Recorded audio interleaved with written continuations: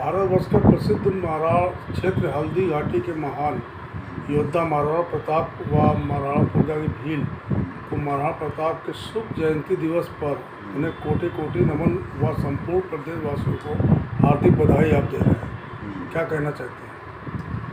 देखिए, आपके चैनल के माध्यम से भारतवर्ष के महान योद्धा महाराणा प्रताप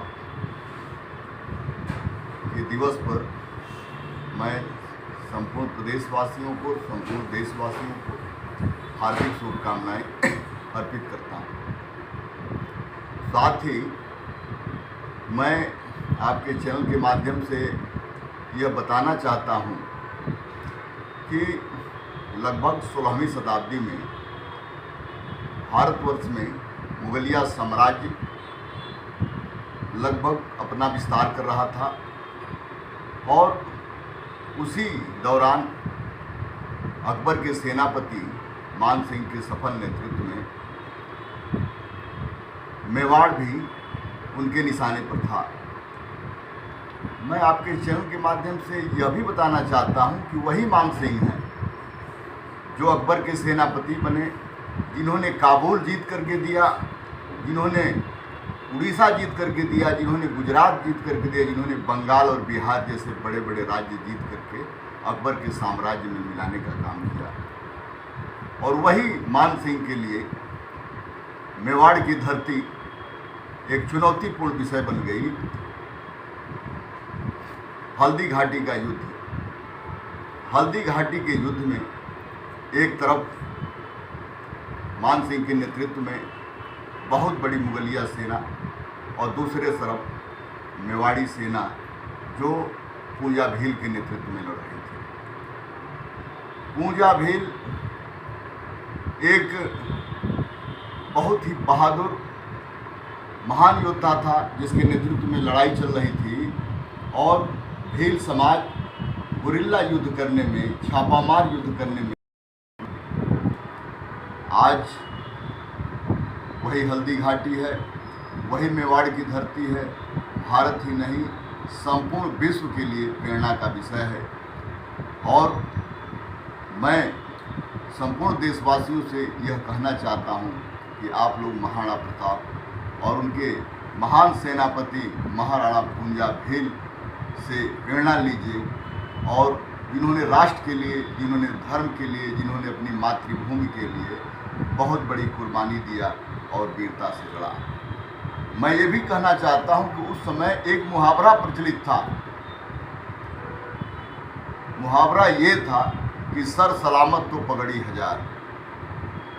लेकिन महाराणा पूंजा भील और महाराणा प्रताप जैसे कुछ ही भारत के राजा थे जिन्होंने कहा कि सर जाए लेकिन पगड़ी न जाए, यदि पगड़ी चली गया तो वीर का जीना धिक्कार।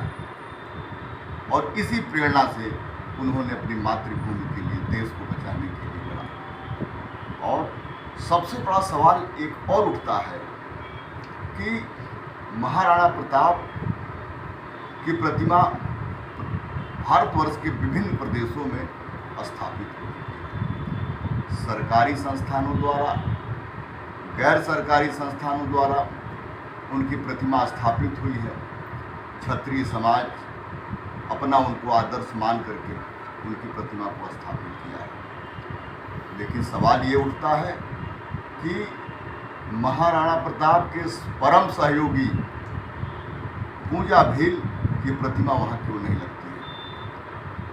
क्योंकि महाराणा प्रताप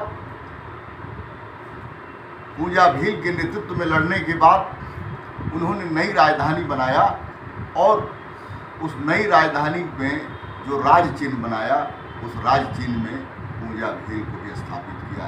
एक तरफ राणा, दूसरे तरफ पूंजा भील। वहाँ के सिक्कों से लेकर तमाम राज चिन्ह में दोनों को सम्मान मिला। लेकिन आज आपने प्रयास किया इस पे? हाँ, प्रयास कर रहा हूँ। और आज मीडिया के, आप लोगों के चैनल के माध्यम से इस बात को मजबूती से रखना चाहता हूँ कि पूंजा भील यदि नहीं होते तो आज मेवाड़ का इतिहास कुछ और होता। तमाम जो इतिहासकार हैं वो पढ़ लें कि यदि पूजा भील नहीं होते तो आज मेवाड़ का इतिहास कुछ और होता। लेकिन उस इतिहास के निर्माण में बहुत बड़ा योगदान देने वाले पूजा भील की प्रतिमा वहाँ क्यों नहीं लगाई जाती है? महाराणा प्रताप की जयंती अवसरों पर वक्ताओं के संबोधन में महाराणा पूजा भील का नाम क्यों नहीं लिया जाता है? सवाल ये खड़ा होता है मित्रों।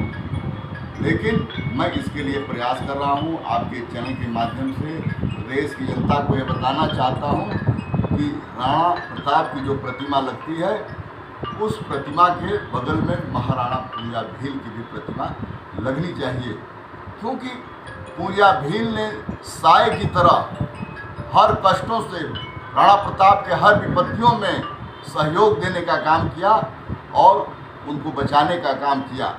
ऐसा क्यों जो है मूर्ति क्यों नहीं लगाई जाती? अब सवाल यही खड़ा होता है कि महाराणा पूजा जो भील समाज के थे, वो एक भील समाज के थे जो एक आदिवासी के रूप में जाना जाता है, इसलिए वो समाज में लीडर नहीं हुए, वो समाज में अच्छे नेता नहीं हुए जो इस बात को मजबूती से स्थापित कर सकें। इसलिए हमको लगता है कि मूर्ति नहीं लगी। ये देश में जागरूकता होनी चाहिए, ये देश में ये चर्चा का विषय बनना चाहिए और इस देश के वास्तविक जो बहुत से ऐसे महापुरुष हैं जिन्होंने इतिहास को निर्माण करने में बहुत बड़ा योगदान दिया, वो महापुरुष बैकवर्ड जाति से हैं, आदिवासी जाति से हैं, अनुसूचित जाति से हैं, जो भी है उन सबको बराबरी का सम्मान